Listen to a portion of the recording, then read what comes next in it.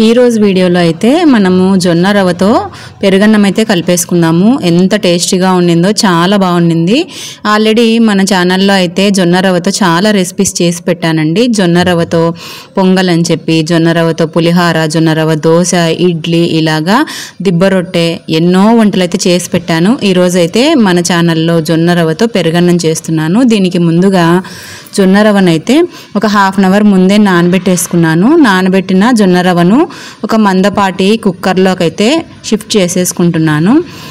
ఈ జొన్న రవ్వ పెరుగన్నానికి ముందే మనము పెరుగు అయితే రెడీగా పెట్టుకోవాలి. ఒక కప్పు జొన్న రవ్వకి 3 కప్పుల వరకు నీళ్ళనైతే వేసుకుంటూ ఉన్నాను. ఈ జొన్నతో చేసిన రెసిపీస్కి మీరు చూపించిన ఆదరణకైతే చాలా చాలా థ్యాంక్ యూ అండి. చాలా చక్కగా ఆదరిస్తూ ఉన్నారు. ఇక 3 కప్పుల నీళ్లు పోసుకున్న తర్వాత ఒక హాఫ్ కప్పు వరకు పాలనైతే వేసేసుకోండి.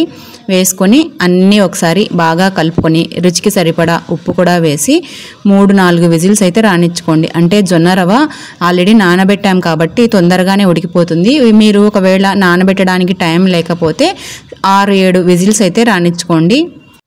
ఈ జొన్న రవ్వతో చేసిన రెసిపీస్ డైట్లో ఉండేవాళ్ళు ఎంచక్కా తినేయచ్చండి. అంతేకాదు షుగర్ పేషెంట్స్ కూడా హాయిగా తినేయచ్చు.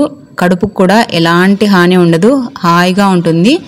కుక్కర్ పైన గ్లాస్ ఏంటో అనుకోవద్దు, వేడి నీళ్ళు తాగాలని చెప్పి నేను ఆ హీట్ని కూడా వేస్ట్ చేయకుండా కొద్దిగా వేడి నీళ్ళని అయితే పెట్టుకొని తాగుతూ ఉన్నాను. ఇలా కుక్కర్ని పెట్టుకున్నప్పుడు మన ఇంట్లో పెద్దవాళ్ళు మోకాళ్లకు, చేతులకు అలాగా కాచుకుంటూ ఉంటారు కదా వేడి నీళ్ళ కాపడం అని చెప్పి.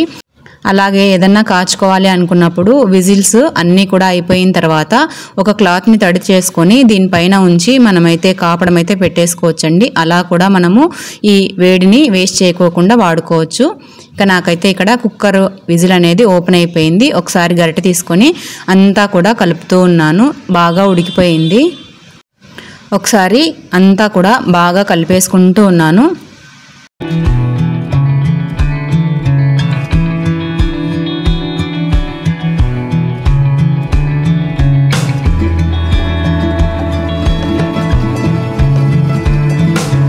బాగా కలుపుకున్న తర్వాత ఇందులోకైతే పెరుగును యాడ్ చేసేసుకోండి.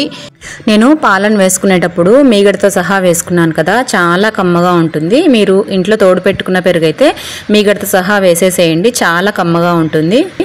పెరుగును వేసిన తర్వాత ఒకసారి బాగా కలిపేసుకొని ఉప్పు అది సరిచూసుకోండి. తక్కువైతే ఆ టైంలోనే వేసేసుకోండి. తర్వాత స్టవ్ పైన ఒక చిన్న ప్యాన్ని ఉంచి 1 టేబుల్ స్పూన్ నెయ్యిని వేసుకోండి. నెయ్యిని వేసుకున్న తర్వాత ఆవాలు, జీలకర్ర, మినపప్పు, శనగపప్పు, జీడిపప్పు, పచ్చిమిర్చి, కరివేపాకు, ఇలాగా మీకు నచ్చిన పోపు దినుసులన్నీ కూడా వేసి సన్నని సెగ పైన బాగా వేయించుకోండి.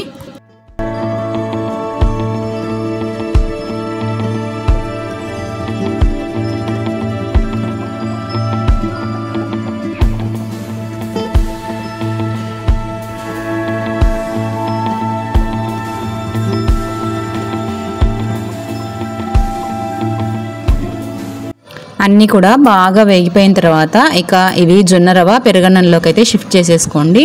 వేసుకొని ఒకసారి బాగా కలిపేసుకొని కాస్త ఫ్రిడ్జ్లో పెట్టుకొని అయినా సరే లేదా రూమ్ టెంపరేచర్కి వచ్చిన తర్వాత అయినా సరే సర్వ్ చేసుకున్నారంటే మనకు ఎంతో హెల్తీగా జొన్న రవ్వతో పెరుగన్నం అయితే రెడీ అయిపోతుందండి. చాలా టేస్టీగా ఉంటుంది. ఒకసారి ఇలా ట్రై చేసి చూడండి.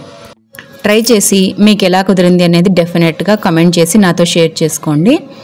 ఇలాంటి మంచి రెసిపీస్ కోసం అయితే ఛానల్ని సబ్స్క్రైబ్ చేసుకోవడం మాత్రం అస్సలు మర్చిపోవద్దు. వీడియో నచ్చితే మాత్రం లైక్ చేయండి. ఎవరికైనా యూజ్ అవుతుంది అనుకుంటే షేర్ చేయండి. ఇలాంటి మరిన్ని వీడియోస్ కోసం ఛానల్ని సబ్స్క్రైబ్ చేసుకొని సపోర్ట్ ఇవ్వండి.